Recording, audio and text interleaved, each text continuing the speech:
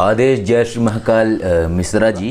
अच्छा गुरु जी, अभी आपका वीडियो देखा था कुछ दिनों पहले नागों के बारे में। हाँ, तो एक सवाल है कि क्या इच्छाधारी नाग, नागिन कहते हैं कि इच्छा, जैसे फिल्में बनी, बहुत सी फिल्में नगीना वगैरह की, वो नागिन आई और स्त्री रूप में आ गई। तो क्या ऐसा संभव होता है? देखिए सुनिए, सबसे पहली बात तो ये है कि प्रत्येक श्रेणी अपने ही समूह में होती है। हम मनुष्यों के ही बीच रहते हैं, ऐसा नहीं है कि हम यक्षों के बीच में रहें। दूसरी चीज़ क्या है कि परमात्मा ने जिसको भी बनाया है किसी न किसी कार्य के लिए बनाया है। जीवन का उद्देश्य केवल प्रेम कथा को रच देना ही नहीं है।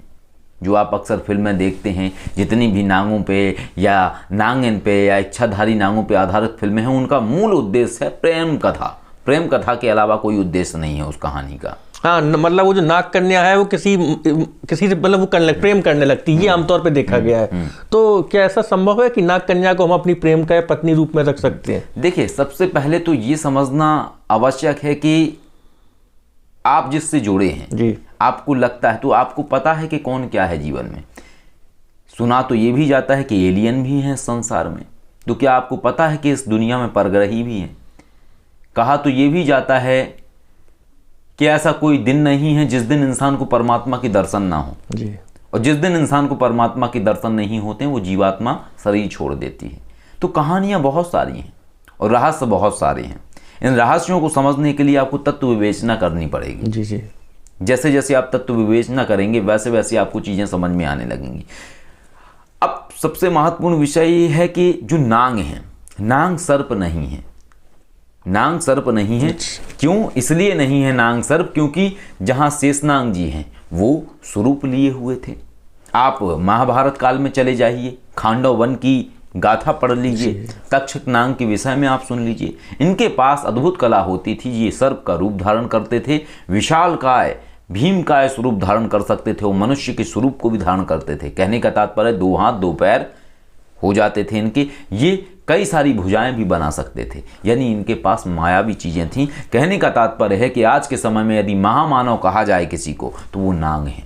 नाग मनुष्यों से श्रेष्ठ हैं। उनकी जो बौद्धिक क्षमता है वो प्रबल है, उनकी जो शक्तियां हैं वो प्रबल हैं। और जब कोई अपने उच्च वर्ग में है तो वो निम्न वर्ग में क्यों आएगा? क्या कभी आपने किसी तितली को गुबरीला से प्रेम करते हुए देखा है? जी बिल्कुल सही बात। नहीं देखा है। तो वो संभव नहीं है, वो कथाएं हैं। लेकिन क्या है, कोई भी विचार आता है अगर किसी मनुष्य के मन में तो उसके अंदर सत्य और भ्रम दोनों होते हैं। आपके अंदर वो कला होनी चाहिए हंस वाली कि आप सत्य को पकड़ के भ्रम को निकाल दें। उसमें पूरी सच्चाई नहीं होगी, न पूरा भ्रम होगा, समझना आपको पड़ेगा। अब बात करते हैं हम इस कहानी की जो आपको लग रहा है, तो ये संभव उसी अवस्था में हो सकता है जब कोई व्यक्ति कई जन्मों पूर्व नाग श्रेणी में रहा हो और विशेष उद्देश्य के लिए मनुष्य श्रेणी में आया हो, अथवा अपने किसी गलती के कारण मनुष्य श्रेणी में आया हो। मनुष्य श्रेणी में आने के सिर्फ 2 ही कारण होते हैं, या तो विशेष कार्य या फिर कोई गलती, क्योंकि डिमोशन हो गया वो। जी बिल्कुल। वो वैसे ही उच्च है, उसका डिमोशन हो गया है। उनकी आयु का कोई मापदंड नहीं है। यदि कहा जाए तो उनके पास ऐसी ऐसी विद्याएं हैं जो आज विद्याएं लुप्त हो चुकी हैं। और ऐसे कई सारे लोग संदेश भेजते हैं जो विचित्र विचित्र घटनाएं कई जगह देखने को मिलती हैं। कई लोग बताते हैं कि उन्होंने एक मूंछ वाला सर्प देखा। हाँ, कुछ लोग बताते हैं कि उन्होंने वो देखा दाढ़ी वाला सर्प, वो हवा में उड़ता है। लोग बताते हैं, ठीक है, लेकिन आज तक कहीं ये दिखाई नहीं दिए। इसका कारण क्या है? इसका कारण ये है कि आप उन्हें देख के किसी को प्रमाणित नहीं कर सकते हैं। क्यों? क्योंकि अगर आप उन्हें कैप्चर करेंगे, यदि वो नहीं चाहते हैं, तो उनकी क्षमता इतनी विकसित है कि आपकी वीडियो एरर हो जाएगी, टेक्निकल फॉल्ट आ जाएगा, फोन खराब हो जाएगा।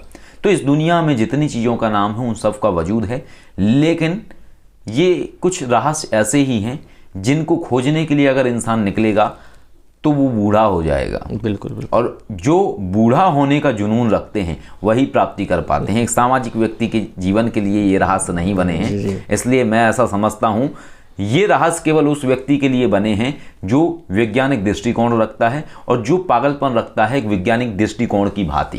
अभी 2 चीज़ों पर आप काम नहीं कर सकते हैं कि आप सामाजिक जीवन भी जी लें और रहस्यों पर शोध अथवा अध्ययन नहीं कर पाएंगे। यदि आप दोनों चीज़ों में रहने की चेष्टा करेंगे तो आप कल्पना और भ्रम का शिकार हो जाएंगे। और फिर वही जैसी फिल्मों में कहानी होती है नाग नागिन की, तो वैसा ही अनुभव होगा कि नागिन आ रही है, ऐसा हो रहा है, फिर वो फुश से निकल गया, फिर वो दूध पी के भाग गया। ये कहानियाँ चलती रहती हैं दिमाग में। तो कहने का तात्पर्य हमारा ये है कि भ्रम और सत्य में इंसान फ़र्क समझे कि सही और गलत क्या है, तो अपने आप सारी चीज़ें क्लियर हो जाए। अच्छा गुरु जी, एक सवाल और है, नागमणि से ही संबंधित है। चूंकि नागों की बात चल रही है, ये कहा जाता है, जैसे फिल्मों में वगैरह हम बहुत देखते हैं, एपिसोड सीरियल्स आते हैं कि नागमणि उसने उठा ली, नाग ने दे दी, तो इतनी बड़ी करीब दिखाई जाती है, चमकती हुई एकदम, जैसे नहीं कोई रत्न होता है। तो नागमणि का साइज अगर आप मतलब इतनी बड़ी होती है, इतनी बड़ी कितनी, या इतनी सी होती है, या इतनी बड़ी होती, कितनी बड़ी होती, कुछ जैसे फिल्मों में दिखाया था, क्या वाकई में नागमणि होती भी है? अगर होती है तो किस साइज की होती है? कुछ आइडिया आप दे पाएंगे? सबसे पहले आप ये बताइए मिश्रा जी, जो फिल्में बनती हैं वो किस आधार पर बनती हैं? विचारों के आधार पर, कल्पना है जी, कल्पना के आधार जी, पर। बिल्कुल। लेकिन आप क्या मानते हैं, कल्पना झूठ है? कहीं ना कहीं तो 1% सच्चाई होती है, उसी को 90% व्यक्ति अपने विचारों से तारतम्य करके जोड़ देता है, कल्पना बन जाती है। लेकिन आधार सत्य होता है उसका, मानते हैं ना हम इस बात को?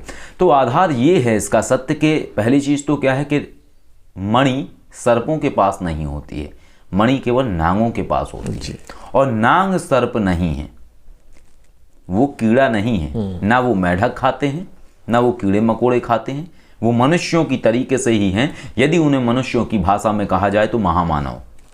उनके अंदर वो समस्त क्षमताएं होती हैं जो मनुष्यों के अंदर होती हैं, लेकिन उनके अंदर वो समस्त क्षमताएं होती हैं जो मनुष्यों के अंदर नहीं होती हैं। यदि आपके वैज्ञानिक, आपने क्या क्या किया हुआ है विज्ञान में, आज आपने शायद मुझे बताया था, क्या किया है? मैंने MSc बायोटेक्नोलॉजी से किया हुआ है, बस यही सब है, थोड़ा बहुत जानता हूँ। ठीक है। तो अब अगर इसको आपकी साइंस की भाषा में देखा जाए तो आपके कहने का अर्थ है कि एक ऐसा फॉर्मूला है वैज्ञानिकों का कि प्रत्येक मनुष्य अपने मस्तिष्क का 10% भाग प्रयोग करता है। हाँ, कहा जाता है ना।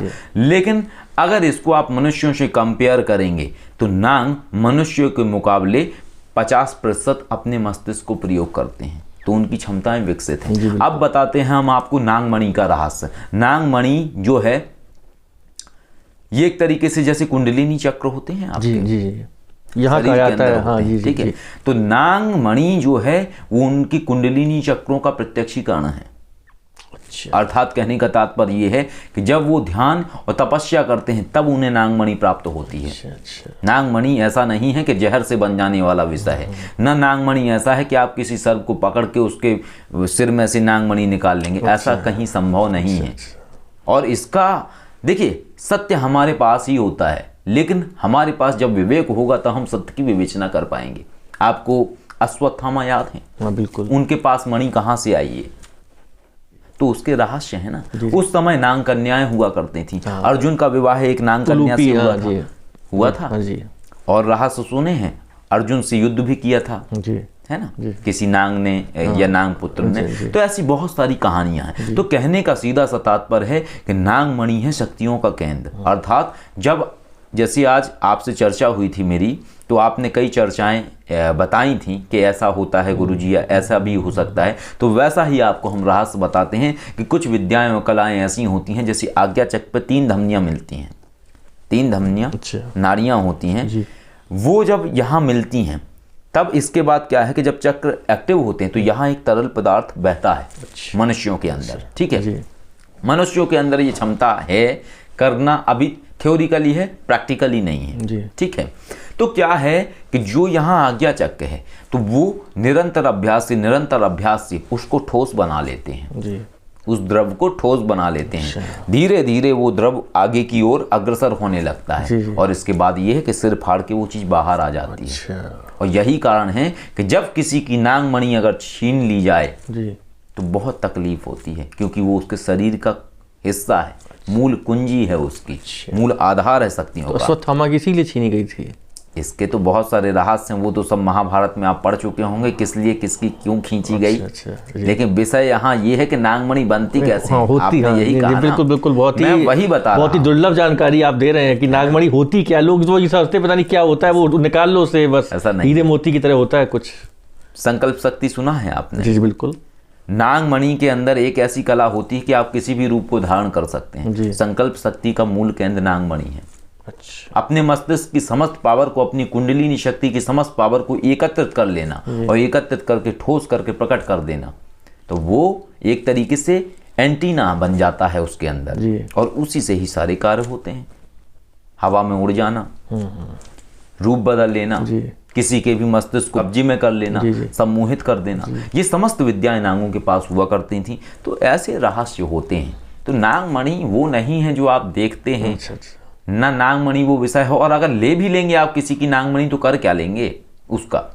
आप ऐसा तो है नहीं कि अपने सिर में चिपका लेंगे जी। पहली चीज तो मिलेगी नहीं जी। और अगर मान लो इमेजिन करिए, एक सोच लीजिए मिल गई तो क्या करेंगे? यही करेंगे, बेच देंगे, पैसा ले लेंगे और कुछ नहीं कर सकते हैं आप उसका। अच्छा, यूज नहीं कर सकते। कैसे कर लोगे यूज?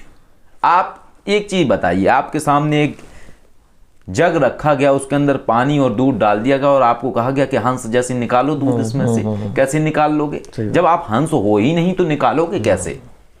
नागमणि प्रयोग करने के लिए वो बौद्धिक स्तर तो होना चाहिए। जी जी। आपका मस्तिष्क का हिस्सा 10% काम कर रहा है, आपको उसको प्रयोग करने के लिए चाहिए 40% भाग का इस्तेमाल करना। जब ये कर ही नहीं पाते हो तो कैसे प्रयोग करोगे? अच्छा गुरु जी, एक सवाल और था, जैसे आपके जो और सवाल हैं वो हम अगले वीडियो में कवर करेंगे, क्योंकि ये वाला वीडियो लंबा हो गया है। तो इस वीडियो में इतना ही।